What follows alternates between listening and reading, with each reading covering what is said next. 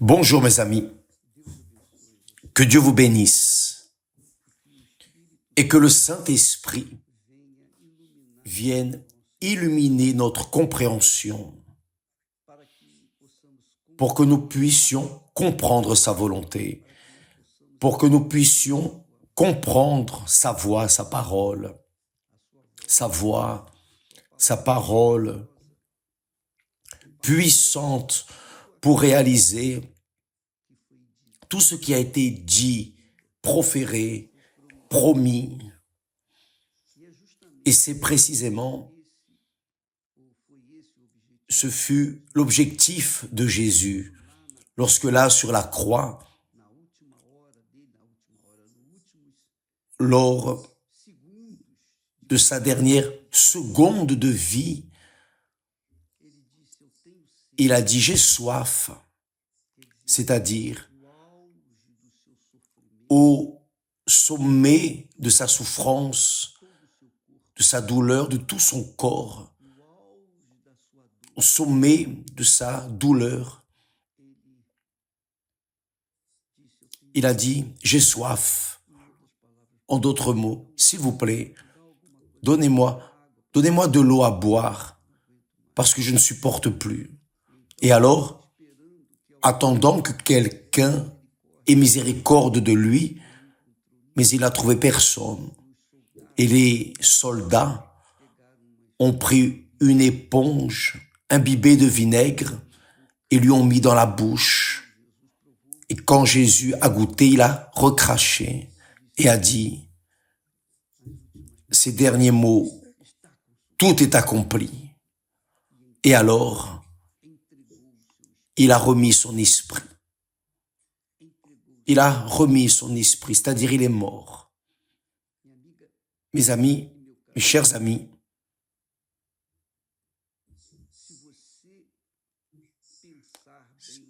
si vous pensez bien, si vous raisonnez bien, en relation à ce cri que Jésus a poussé, tout est accompli. Si vous raisonnez, vous vérifierez que là, il était en train de dire ainsi, tout ce que mon Père a planifié et tout ce que je suis en train de souffrir, de gémir, tout est accompli. C'est-à-dire, tout est accompli. Tout ce que je pouvais faire, ou plutôt, tout ce que nous pouvions faire, le Père, le Fils et le Saint-Esprit. Tout ce que nous pouvions faire pour l'être humain, nous l'avons fait. Nous l'avons fait pour sauver, pour les sauver, pour les racheter. C'est pour cela, dans le texte sacré, là, en Ésaïe, au chapitre 53, il dit, le Seigneur dit ainsi, il a plu à l'Éternel, c'est-à-dire au Père, il a plu à l'Éternel de le briser. Briser qui? Jésus. Jésus a été brisé par la souffrance.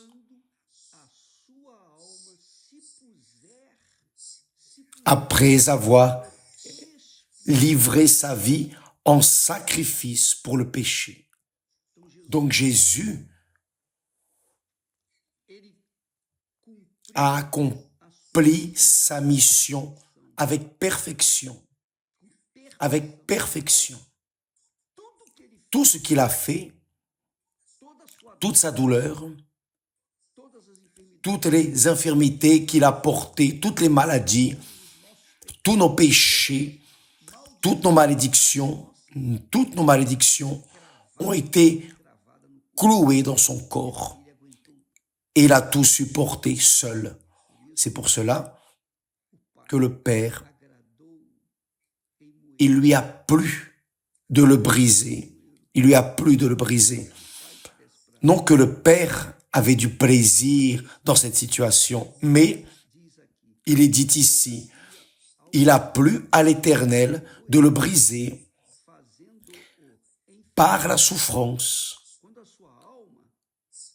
après avoir livré sa vie en sacrifice pour le péché. C'est-à-dire, quand Jésus a accompli, a achevé la course, quand il a fait tout ce que le Père voulait, alors il a pu, dans sa mort, expier le péché de ceux qui croient en lui. Donc Jésus est devenu la chair brisée à cause de nos péchés. Son corps a été brisé à cause de nos péchés, pour les vôtres, pour les miens, pour nos péchés. Il a pu alors être véritablement l'agneau qui ôte le péché du monde, que Jean-Baptiste a dit lorsqu'il a vu pour la première fois. Voici l'agneau de Dieu. Jésus était l'agneau de Dieu qui ôte le péché du monde, mais ôte de ceux qui croient en lui, non de ceux qui tout simplement veulent jouir des bénéfices, mais ne veulent pas suivre les conseils divins, la parole de Dieu. Donc, il dit, il a plu à l'Éternel de le briser par la souffrance, après avoir livré sa vie en sacrifice pour le péché.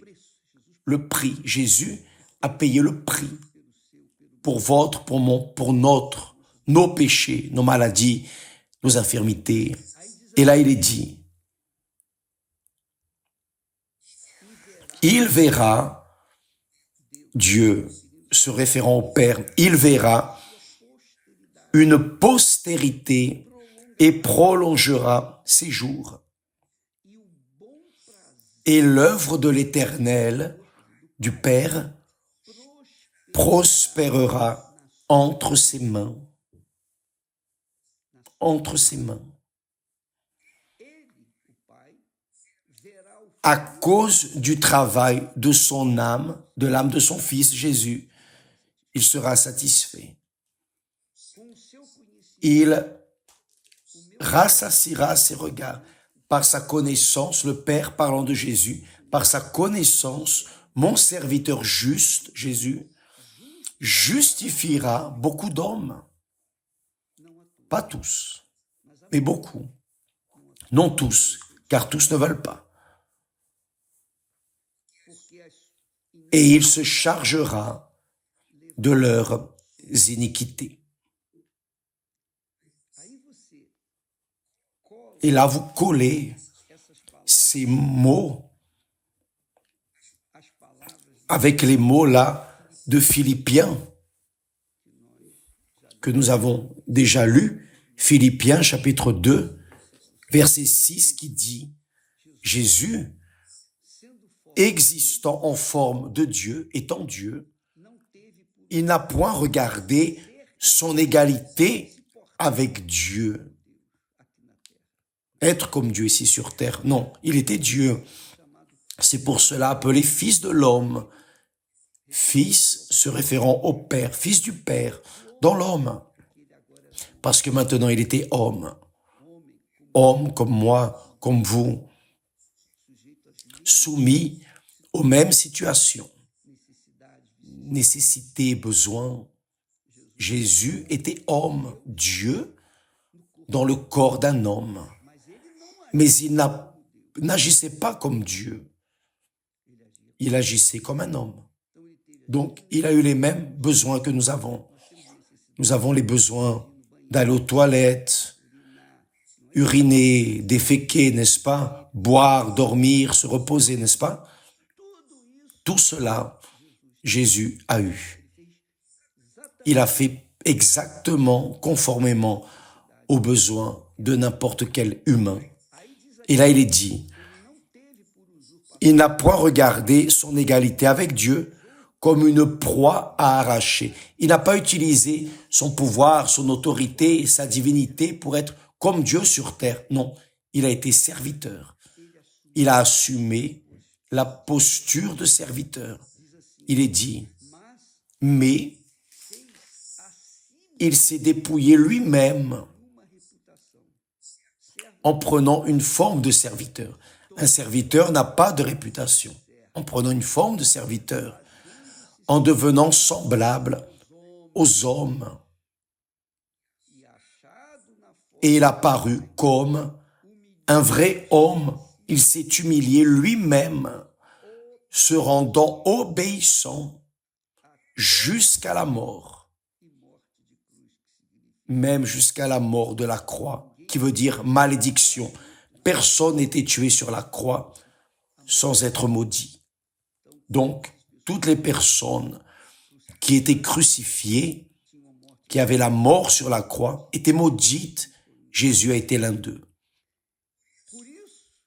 C'est pourquoi aussi Dieu, le Père, l'a souverainement élevé et lui a donné le nom qui est au-dessus de tout nom.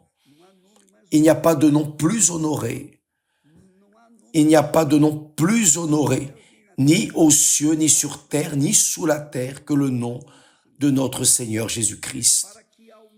Afin qu'au nom de Jésus, tout genou fléchisse dans les cieux, sur la terre et sous la terre. Tout genou se fléchira devant le nom de Jésus. Jésus-Christ est le Seigneur. Jésus-Christ est le Seigneur, c'est le nom de Dieu, le nom qui a été caché aux Juifs jusqu'au jour où l'ange Gabriel a parlé à Marie. Le Saint-Esprit, l'Esprit du Très-Haut surviendra sur toi, t'enveloppera et engendra un fils et son nom sera Jésus. Jésus est le nom de Dieu. Jésus n'est pas un nom comme n'importe quel autre nom, Jean, Marie, non, c'est le nom de Dieu. Quand nous parlons Seigneur Jésus-Christ, Seigneur, c'est le Père. Jésus est le Fils, Christ est le Saint-Esprit. Les trois en un. Trois personnes distinctes en un seul Dieu. Un seul Dieu, Seigneur Jésus-Christ. Donc, le Seigneur Jésus-Christ a gémi au calvaire.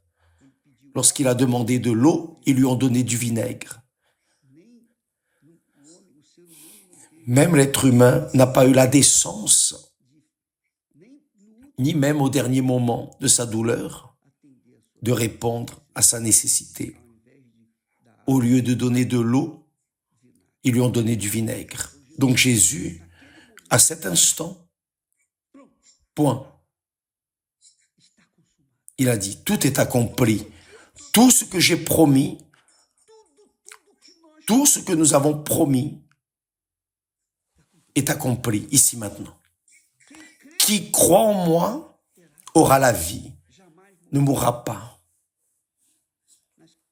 Mais celui qui ne croit pas est déjà condamné.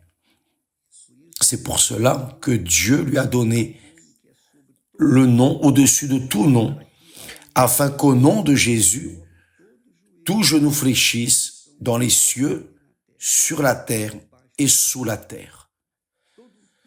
Tout l'enfer, tous les hommes, la personne qui me regarde en ce moment et qui est contraire à Jésus, un jour fléchira les genoux devant le nom de Jésus. Que vous le vouliez ou non, tous, les démons, le diable, tous, peu importe qui vous êtes, qui vous avez été, ce que vous avez fait, un jour, vous fléchirez les genoux devant le nom du Seigneur Jésus. Si vous les fléchissez aujourd'hui, devant le nom du Seigneur Jésus, que vous le mettez comme Seigneur de votre vie et que vous vous placez comme son serviteur, alors vous êtes sauvés. Mais si vous le rejetez, il vous rejettera. Donc, il est dit,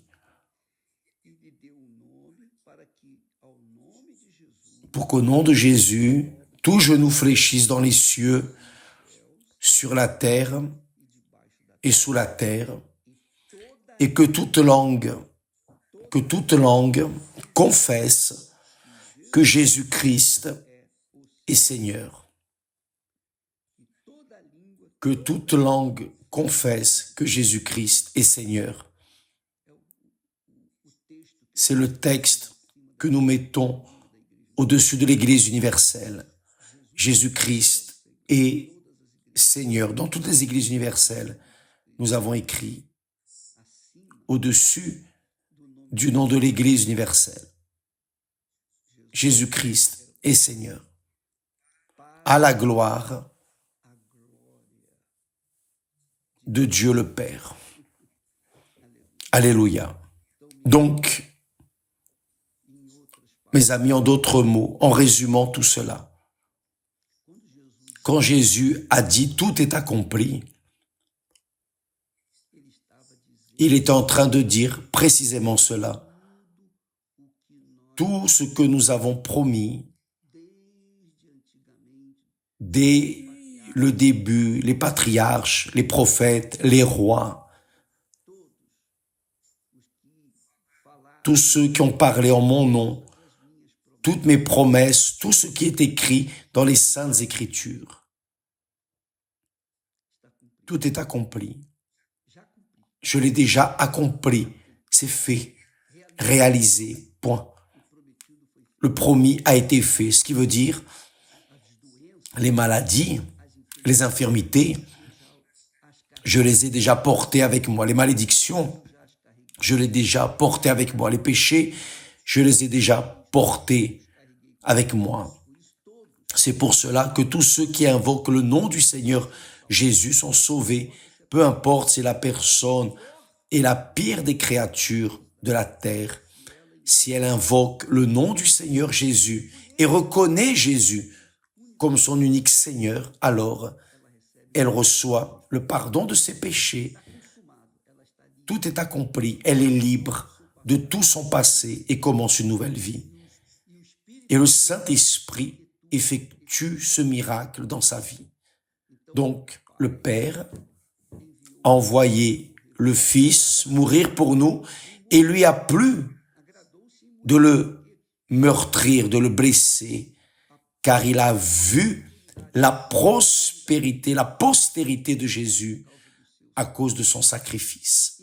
Et aussi le Saint-Esprit qui agit dans la vie de ceux qui croient dans les promesses de Dieu. C'est pour cela que nous devons emmener la parole de Dieu au monde entier pour que ceux qui croient en elle soient sauvés. Véritablement, qu'ils soient libres, guéris, délivrés, que les bénédictions physiques naturellement arriveront. Mais d'abord, Jésus-Christ est le Seigneur. D'abord, c'est que la personne assume la foi que Jésus-Christ est son Seigneur et Sauveur. Donc, mes amis, vous vous souvenez quand Jésus a dit « Cherchez premièrement le royaume et la justice de Dieu, et toutes les autres choses vous seront données. » Donc, d'abord, vous devez vous soumettre à la gouvernance du roi, du royaume de Dieu, à la gouvernance du Seigneur Jésus-Christ dans votre vie. Quand vous faites cela et suivez dans sa justice, en accord avec sa parole, alors toutes les choses seront ajoutées dans votre vie. Donc, qui est intelligent, qui utilise la foi avec intelligence, cherche à obéir d'abord, à faire du Seigneur Jésus son gouvernant, son roi, son Seigneur, son Sauveur, et à marcher, deuxième pas, en accord avec sa voix, sa parole. À partir de là, toutes les autres choses seront ajoutées. Si vous voulez résoudre vos problèmes d'abord, et les ajouter d'abord et ensuite avoir le Seigneur comme Seigneur et Sauveur dans votre vie, ça ne fonctionnera pas. Jésus a dit, premièrement, premièrement, le royaume de Dieu dans votre vie. Premièrement, le royaume de Dieu et sa justice. Premièrement, le royaume de Dieu et la justice. Ensuite, toutes les autres choses seront ajoutées. Avez-vous compris, mes amis? Avez-vous compris? Donc, ne restez pas comme une mouche cherchant un endroit où vous poser. Mettez votre vie en Jésus-Christ, celui qui est mort,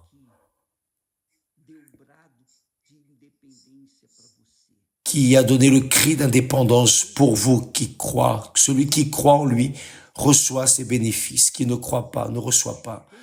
Qui croit en lui est sauvé. Qui ne croit pas périra. Et déjà en train de périr. Donc, c'est une question d'intelligence, de foi intelligente.